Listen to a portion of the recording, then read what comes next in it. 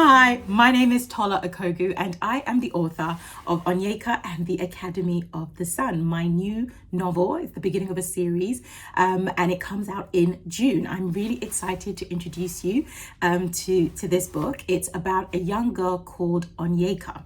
Now, Onyeka has an extraordinary head of hair. It's super long, super thick, super curly. It's beautiful, although she doesn't always think so. And this has always made her stand out. And one day she discovers that she has superpowers tied to her hair, telekinesis to be exact. And she develops these powers after saving her best friend, Cheyenne, from drowning in the local pool. And once she develops these powers, her mother reveals that she's something called a Solari and whisks her off to Nigeria and a special school called the Academy of the Sun in order to discover more about these powers and why they're making her sick. While she's there, she makes some amazing new friends, but she also makes a few enemies along the way. She also discovers a deadly threat that threatens the existence of Solari, and to find out what happens, you have to read the book. But I thought I'd read from chapter 2 today. In chapter 2, we find Onyeka and Cheyenne at the pool. It's Cheyenne's birthday. Cheyenne's decided she wants to go swimming, even though they're not very good at it. And so they've gone to the pool to celebrate. Onyeka has had to wear a swimming cap that she hates because it's made her look a little bit odd and made her stand out even more, something she hates.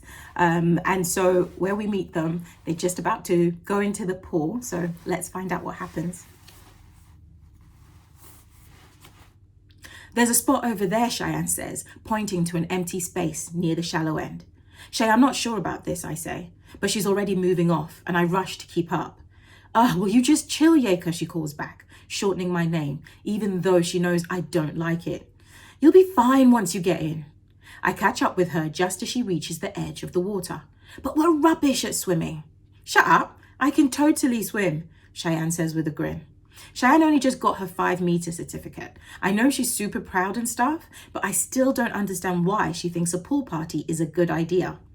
Before I can say anything more, she steps into the pool and pushes forward until her body is fully submerged. She makes it look so easy. I touch my head with nervous fingers and the stiff latex of the cap greets me. At least Mum will be happy. Then with a deep breath, I follow Cheyenne into the pool. The cold water's a shock and my breath leaves my body in a sharp rush. How come no one else looks like they're swimming in a bowl of ice? I wade forward with gritted teeth until I'm waist deep in the water. Cheyenne pulls an evil smile that proves she didn't warn me on purpose. The need for revenge takes over, and with a laugh, I splash towards her, giving her a shove.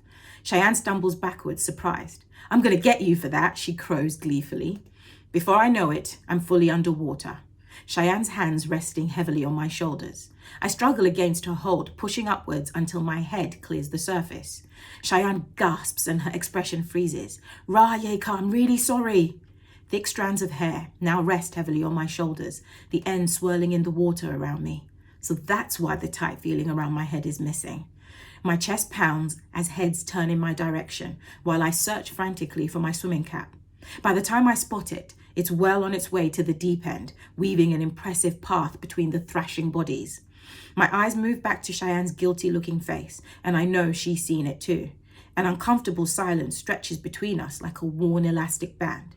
Then something in Cheyenne's face changes, and I see her eyes flick towards my cap.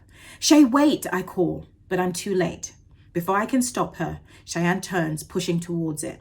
Her body moves awkwardly through the water, but she can't keep up, and for every stroke she takes towards the cap, the swell of the moving water pushes it further away.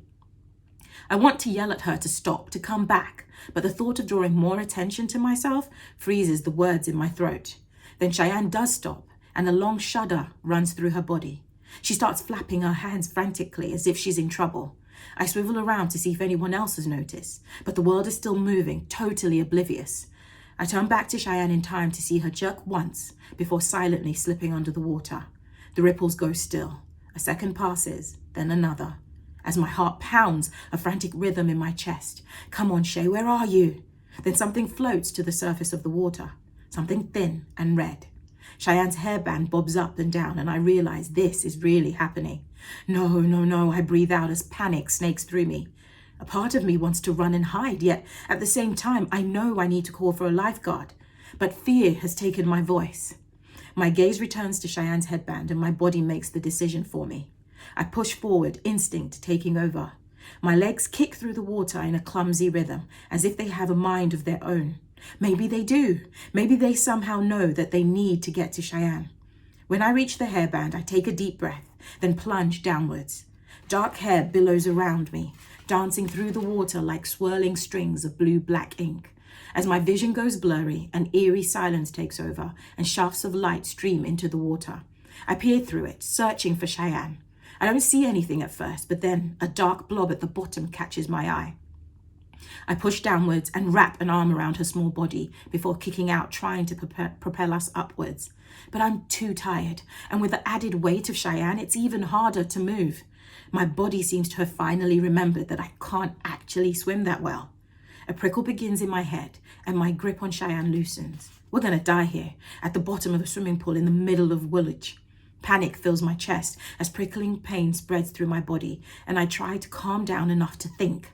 0, I count in my head. I work to find a colour and texture, but all I can see is blue, and all I feel is wet. 1, I try again, but I can't hold on to it. Anger courses through me. I don't want to die. I don't want to leave Mum on her own. I kick out hard and try to swim to the surface, but my arms and legs aren't listening. My entire body is burning for oxygen. Then suddenly a sharp pain covers my entire scalp.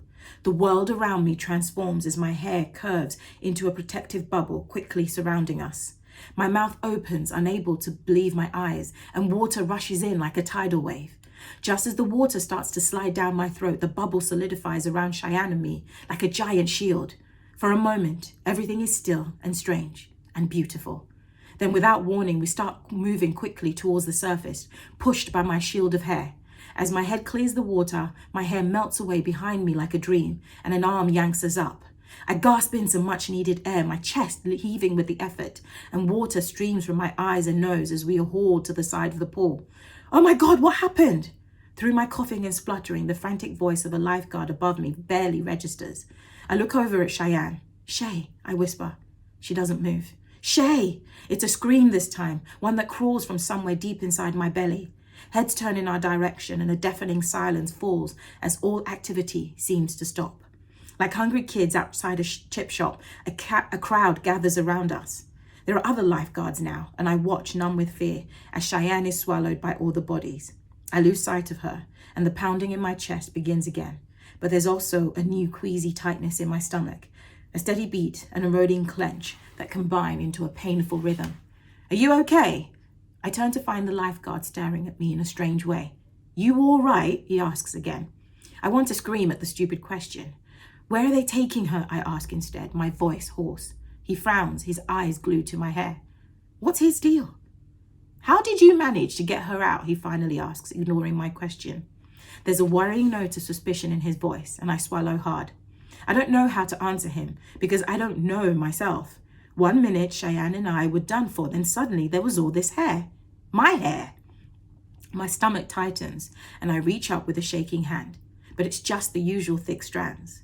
I look back down at the water. A thin red headband bobs away not too far from us, and next to it is a white and red swimming cap. A lump settles in my throat. Cheyenne almost died, and so did I. The thought is too horrible, too wrong, and I swallow again, trying to push saliva past the growing lump. I need to think about something else. My mind shifts back to the shield of hair that saved us, but it doesn't make any sense. It couldn't have happened, could it?